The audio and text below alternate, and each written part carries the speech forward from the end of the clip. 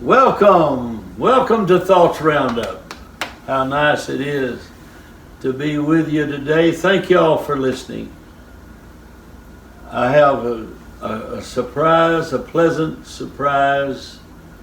I have Brother Pedigo, Tim Pedigo, with me today. They came by to see me, and I wanted to make a program with Brother Pedigo. Good to see you. It's good to see you. It is very good to see you. Well, it's been a little while. It has been a minute, for sure. Yeah, we've talked a few times. Right. But anyway, it's so good to have you here, and we got to talk about some stuff.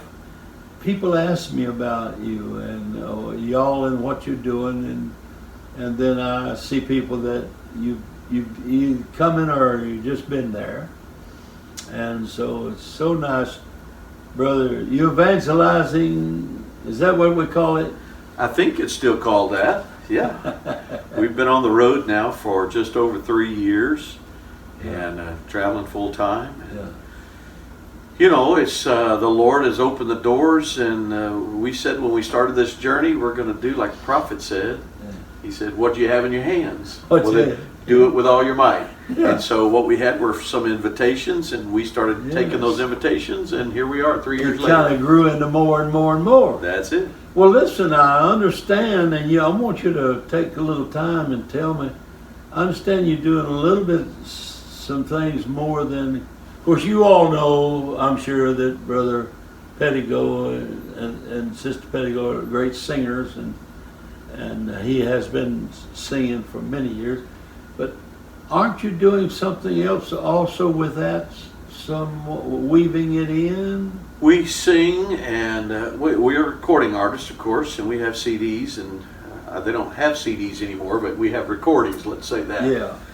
But yes, we still write and still sing, and sometimes we sing and preach. Sometimes they ask us to do a concert. Sometimes it's just preaching. It's just whatever opens up. Concerts. You do a concert.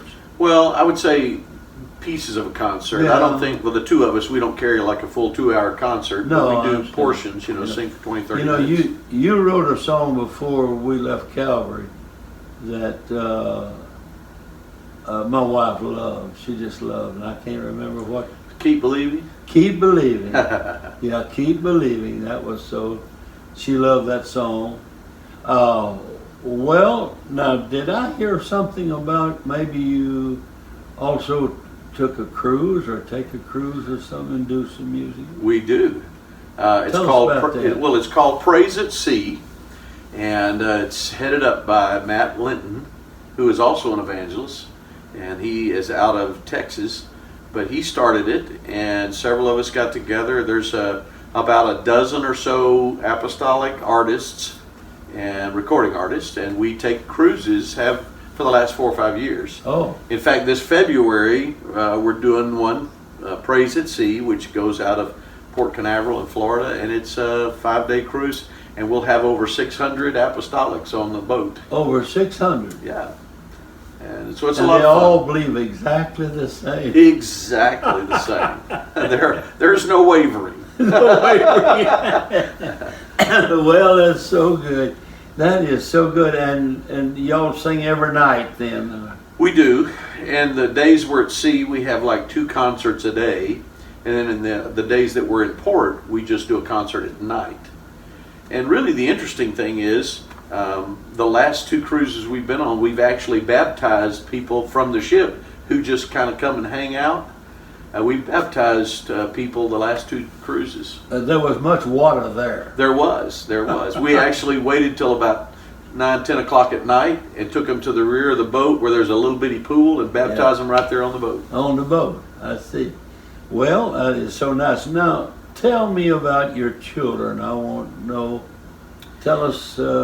Macy, our daughter, has just taken a position. She actually she spent about 1.5 years in Connecticut with Rick and Stacy Perry in New Haven, Connecticut. She was their music director, and then their office manager. And she left there when they were going back to Botswana, Africa. So she came back home, moved home, and she's traveled with us for the last 13 months. Oh, I see. So she was the third part of the trio, and man, do we miss her now. And the reason we miss her is because she has taken a teaching position at Katy Christian Academy in Texas. She's teaching 5th and 6th grade and also helping with some music. And so she has just begun that in the last 2 or 3 weeks. So we're excited for her. Yeah, she enjoyed it. She loves teaching, yeah. Yeah. And so we're excited for her. Now, your son, Georgian, he just got married. He is newly married. Tell us who he married. He married Savannah McKee. McKees are singers. They are singers. So she is the daughter of Rob and Cheryl McKee, who also pastor the church there in Katy, Texas. Yeah. And they're extremely gifted songwriter singers, have a great choir, of course, great ministry there at the church. And so Georgian married Savannah, their oldest daughter, and she is quite the songwriter, very gifted singer, and we're very proud of them. They married the first week of August, and they are both involved with Texas Bible College now. Oh, are they? Yeah, Georgian is the director of promotions, and he also is helping to set up the leadership corps, the curriculum for the organizational leadership division. And so he's helping teach as well. Now, organizational Texas or the school or the college. So the college, one of the divisions is organizational leadership, and so he's helping put the classes together and teaching in that division. And then Savannah, now that they're married, of course, they live in Lufkin, Texas, where the college is, and so she is now on staff and is helping in the music program. Well, I'm going to tell you, I heard Georgian preach, and he did a super job. Well, thank you.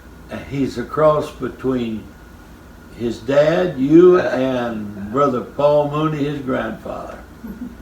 I saw him while he was doing your thing, and then all of a sudden he shifted just a little, and you could hear Brother Mooney. Brother Mooney, he made up about half, he said. No, I didn't mean it from that standpoint. He just had that charisma. Sure.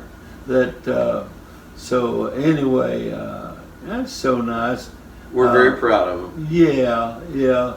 And so y'all just gonna go on down the line, huh? We're gonna do whatever the Lord sets in front of us to do, And so as long as He has us rolling down the highway, we'll just roll down the highway. And then if something else happens, then something else happens. Now you have a motorhome, right? We do right now. It's not ours, we're leasing it, but we have a motorhome we're traveling in right now. It's really nice. Yeah. It's a whole lot nicer than that minivan. Well, you'll be getting another one because your wife is not going to put up with it. Oh, there's no going back to a minivan. So she's done spoiled, isn't she? Yeah. You're not supposed to spoil these women like that. It's that tough. make it hard. It makes it hard. It makes it hard. Makes it hard on the Lord. I mean, the Lord's got to provide that. He's got to provide. It's that poor Lord. Well, it's been so good. I'd love to hear you preach and sing, but I don't have a church. My word. Well, you got this big old living room right here. Well, we could do something here. We'll probably just wind up drinking more coffee or something. Well, and books. Are you finding any new books? It's amazing how we were talking earlier about places like Baker Bookhouse they're gone. It's a hard thing, especially the old classic books that we've always shared through the years seem to be disappearing somewhat. Do they miss it? The staff, or do they? I talked to them when I was there, and they just said, well, some things people are not purchasing anymore, so we don't carry them. Well, that's it. And that's the sad part of it, And so parts of the bookstore are still very vibrant, but other parts. You remember when we went to Kriegel Bookstore? I do. And we went to Baker and Ernest Jolly. Ernie Jolly. Is anybody out there that remembers Ernest Jolly? Raise your hand. He was a card. I remember when one of the very first memories I have, I used to set up the IBC booth at General Conference, and then I would finish really fast and then go over to the publishing house division and help him set up the books Oh, for a yeah. publishing house. Yeah. And I would ask him questions about books. I was trying to build a library. And then when we started going Yeah. up to Grand Rapids, he would help us with all of that. But one day I was sitting in my office at the church, phone rang, I picked it up, it was Brother Jolly. And I remember it like it was today. He said, Brother Tim, have you ever read J.I. Packer's Knowing God? And I said, I don't believe I have. He sat there in the basement of Kriegel and read to me the chapter about God's grace. And he read it with tears. I could hear the tears, in his voice. And he said, I'm sending you this book. And we talked for a while, got off the phone, and a couple of days later I got the book. And he had taken the book, and in the table of contents, he had gone through every chapter and made scriptural references and notes. He was that way. Oh, man. It was a treasure. I still have the book, of course. Yeah. But yeah. Ernest Jolly's. But then, of course, it's not just Ernie Jolly. I mean, it's the many years of traveling to Baker Bookhouse and Kriegel's with the Right Reverend O.C. Marler and Brother Mooney, how much we learned from those, from both of you, and then Steve Waldron and different We had ones. good times. We had a blast. We had good times, yeah. Well, I'm just gonna tell you, anybody that, if you love books, you'll never be alone. That's right. Because You'll always have a friend, won't you? Yeah, that you'll always have a friend. And there's something about book people, they gravitate towards each other. Yeah. And you get a good book and you say, I won't let nobody know about this. Well, this is mine. I'll use something out of here and it'll be different and wonderful. And all of a sudden you say, hey, did you see this? You need to get this book. Can't help but share it. You got to share it. Yeah, that's exactly right. I knew a couple of preachers that kept their libraries sealed off and would not let they when they come out of the office they locked it. Nobody ever went in there. But I never could do that. I was too proud of the books. Well, can you think of anything we need to talk about? Well, I'm only just to say that I'm really happy we got to come by today, my wife and I got to come by and spend some time with you. Enjoy. And I have to tell you, you're an amazing man at 88 years old. Folks, he's still evangelizing. He's still traveling the highways. You need to call this man. All I need to be able to walk a little better. Call me. Well, listen, it's good to talk to you, and I love y'all. We love you very much. We got fond memories of this Bible college, church, and we had a great time. We did. We lived next to each other. Yeah, we actually lived in the same house. Well, that's right. That's right. Y'all lived upstairs. Hey, folks, we had a speakeasy up there. We did. And if you don't want to know what a speakeasy is, you need to get online and learn about it. And it was, the old house had a lot of history. And you know that old turret? Yeah.